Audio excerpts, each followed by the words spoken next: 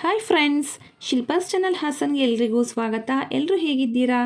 ಎಲ್ಲರೂ ಚೆನ್ನಾಗಿದ್ದೀರಾ ಅಂತ ಹೇಳಿ ಭಾವಿಸ್ತಾ ಇವತ್ತಿನ ರೆಸಿಪಿಯನ್ನು ಶುರು ಮಾಡೋಣ ಬನ್ನಿ. ರೆಸಿಪಿನ ಶುರು ಮಾಡೋಕ್ಕೂ ಮುಂಚೆ ಯಾರೆಲ್ಲ ನನ್ನ ಚಾನಲ್ನ ಸಬ್ಸ್ಕ್ರೈಬ್ ಮಾಡದೆ ಹಾಗೆ ನೋಡ್ತಾ ಇದ್ದೀರಾ, ದಯವಿಟ್ಟು ಸಬ್ಸ್ಕ್ರೈಬ್ ಮಾಡ್ಕೊಳ್ಳಿ. ಪಕ್ಕದಲ್ಲಿರೋ ಬೆಲ್ಲೈಕನ್ನ ಕ್ಲಿಕ್ ಮಾಡೋದ್ರ ಮುಖಾಂತರ ಸಪೋರ್ಟ್ ಮಾಡಿ ಫ್ರೆಂಡ್ಸ್. ನಾನಿವತ್ತು ಅವಲಕ್ಕಿನ ಬಳಸ್ಕೊಂಡು ವಡೆನ ಹೇಗೆ ಮಾಡೋದು ಅಂತೇಳಿ ತಿಳಿಸ್ಕೊಡ್ತಾ ಇದ್ದೀನಿ. ಈ ವಡೆನ ಮಾಡಲಿಕ್ಕೆ ನಾನು ನಾರ್ಮಲ್ಲಾಗಿ ಪೇಪರ್ ಅವಲಕ್ಕಿ ಏನಿರುತ್ತಲ್ಲ ಅದೇ ಅವಲಕ್ಕಿನ ತೊಗೊಂಡಿದ್ದೀನಿ.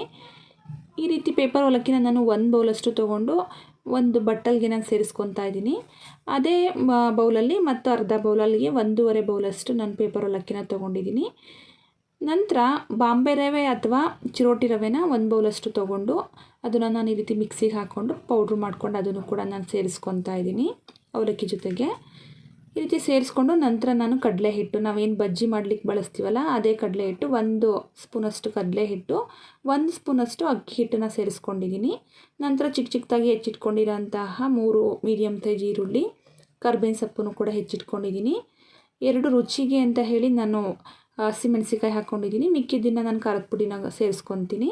ನಂತರ ಸಾಂಬಾರು ಸೊಪ್ಪು, 1 ಸ್ಪೂನ್ ಖಾರದ ಪುಡಿ ಮತ್ತು ರುಚಿಗೆ ತಕ್ಕಷ್ಟು ಉಪ್ಪನ್ನು ಹಾಕ್ಕೊಂಡು ಹೆಚ್ಚಿಟ್ಕೊಂಡಿರೋಂಥ ಅಷ್ಟನ್ನು ಕೂಡ ನಾನು ಇದಕ್ಕೆ ಸೇರಿಸ್ಕೊಂಡು ಇಷ್ಟಕ್ಕೆ ಒಂದು 3 ಸ್ಪೂನ್ ಆಗೋಷ್ಟು ಮೊಸರನ್ನು ಕೂಡ ನಾನು ಸೇರಿಸ್ಕೊಳ್ತಾ ಇದ್ದೀನಿ.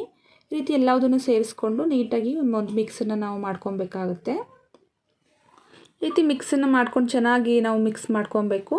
ಎಲ್ಲದನ್ನು ನೀಟಾಗಿ ಮಿಕ್ಸ್ನ ಮಾಡಿಕೊಂಡು ಆದಮೇಲೆ ಸ್ವಲ್ಪನೇ ನೀರು ಹಾಕ್ಕೊಂಡು ನಾವು ಕಲಿಸ್ಕೊಬೇಕಾಗುತ್ತೆ. ಒಂದೇ ಸಲ ಹಾಕಿದರೆ ಜಾಸ್ತಿ ಆಗುತ್ತೆ, ಹಾಗಾಗಿ ತಕಳಿಸ್ಕೊಂಡು ಈ ಥರ ತಕಳಿಸ್ಕೊಂಡು ನಾವು ಕಲಿಸ್ಕೊಬೇಕು. ಸಾಕಾಗಿಲ್ಲ ಅಂದರೆ ಮತ್ತೆ ನಾವು ಹಾಕ್ಕೊಂಡು ರೀತಿ ಕಲಿಸ್ಕೊಬೇಕಾಗತ್ತೆ. ಅಂದರೆ ನಾವು ಏನು ಕಡಲೆಬೇಳೆ ವಡೆ ಮಾಡ್ತೀವಲ್ಲ ಆ ಅದಕ್ಕೆ ನಾವು ಕಲಿಸ್ಕೊಂಡ್ರೆ ಆಯಿತು. ಹಾಗಾಗಿ ನಾವು ನೋಡ್ಕೊಂಡು ಕಲಿಸ್ಕೊಬೇಕು.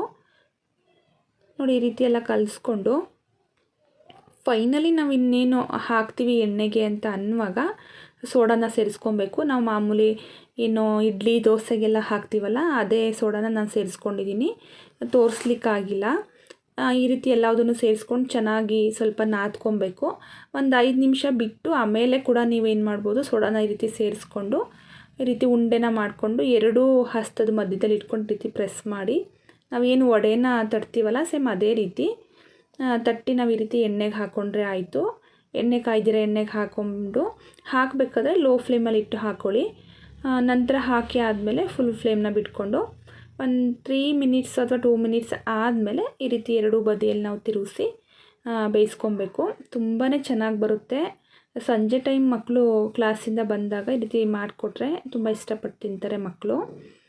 ಈ ರೀತಿ 2 ಸೈಡಲ್ಲಿ ಬೇಯಿಸ್ಕೊಂಡಾದಮೇಲೆ ಬಬಲ್ಸ್ ಎಲ್ಲ ಕಮ್ಮಿ ಆದಮೇಲೆ ಎತ್ತಿಟ್ಕೊಂಡ್ರೆ ಆಯಿತು. ತುಂಬ ಚೆನ್ನಾಗಿ ಬಂದಿತ್ತು, ಮಕ್ಕಳು ತುಂಬ ಇಷ್ಟಪಟ್ಟು ಸಂಜೆ ಟೈಮ್ ಮಕ್ಕಳಿಗೆ ಇದೊಂದು ಗುಡ್ ಸ್ನ್ಯಾಕ್ಸ್ ಅಂತಲೇ ಹೇಳ್ಬೋದು. ಈ ರೀತಿ ನಾವು ಡಿಫ್ರೆಂಟಾಗಿ ವಡೆಗಳನ್ನ ಮಾಡಿಕೊಡೋದ್ರಿಂದ ಮಕ್ಕಳು ಹೊರಗಡೆ ತಿಂಡಿನ ಅವಾಯ್ಡ್ ಮಾಡ್ತಾರೆ. ನಾನು ಹೇಳೋ ಕ್ರಮದಲ್ಲೇ ಮಾಡಿ, ತುಂಬ ಟೇಸ್ಟಿಯಾಗಿ ತುಂಬ ಪರ್ಫೆಕ್ಟಾಗಿ ಬರುತ್ತೆ, ಕ್ವಿಕ್ಕಾಗಿ ಕೂಡ ಆಗುತ್ತೆ ಈ ವಡೆ.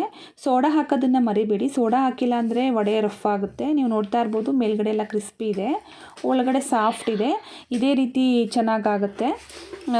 ಈ ರೆಸಿಪಿ ಇಷ್ಟ ಆದರೆ ನನ್ನ ಚಾನಲ್ನ ಸಬ್ಸ್ಕ್ರೈಬ್ ಮಾಡ್ಕೊಳ್ಳಿ, ಪಕ್ಕದಲ್ಲಿರೋ ಬೆಲ್ಲೈಕನ್ನ ಕ್ಲಿಕ್ ಮಾಡಿ, ಹಾಗೆ ಲೈಕ್ ಮಾಡಿ, ಶೇರ್ ಮಾಡಿ, ಸಪೋರ್ಟ್ ಮಾಡಿ. ನಾನು ಇದೇ ರೀತಿ ಹೆಚ್ಚು ರೆಸಿಪೀಸ್ಗಳನ್ನ ಅಪ್ಲೋಡ್ ಮಾಡ್ತಾ ಹೋಗ್ತೀನಿ. Thank you friends.